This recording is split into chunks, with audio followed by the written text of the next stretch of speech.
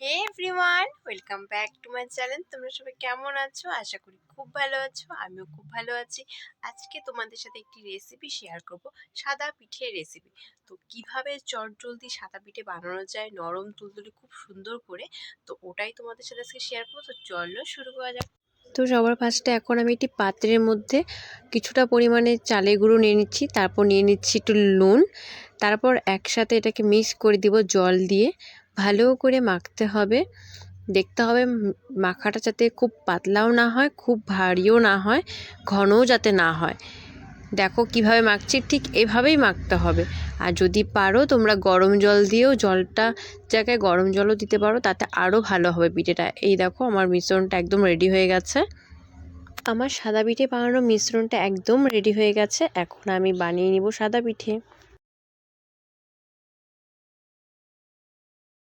খুব কম পরিমাণ উপকরণ দিয়ে এই পিঠেটা বানানো যায়। তারপর গ্যাসের মধ্যে আমি একটি পিঠের সাজ বসিয়ে দিলাম গরম হওয়ার জন্য। যাদের কাছে এটা নেই তারা তাওয়ার মধ্যেও করতে পারো, কড়াইয়ের মধ্যেও করতে পারো।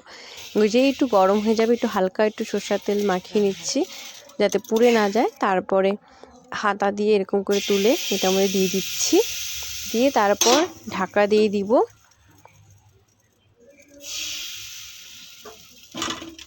ঢাকা দেওয়ার পরে একটু জল দিয়ে আমরা চারিপাশটা জল দিয়ে দিব।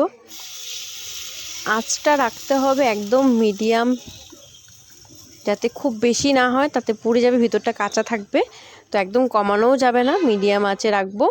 তো তারপরে যে উঠিয়ে নিলাম, কিছুক্ষণ পরে 2-3 মিনিট রাখলেই হয়ে যায়। তারপরে সুন্দর করে দেখো পিঠেগুলো কি সুন্দর হয়ে যাচ্ছে। তারপর এরকম করে আমি সমস্ত পিঠে ভেজে নিচ্ছি।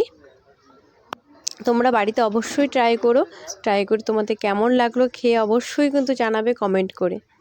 ভিডিওটি ভালো লেগে থাকলে লাইক, কমেন্ট, সাবস্ক্রাইব অবশ্যই করে দিও আরও এরকম নতুন নতুন ভিডিও দেখার জন্য।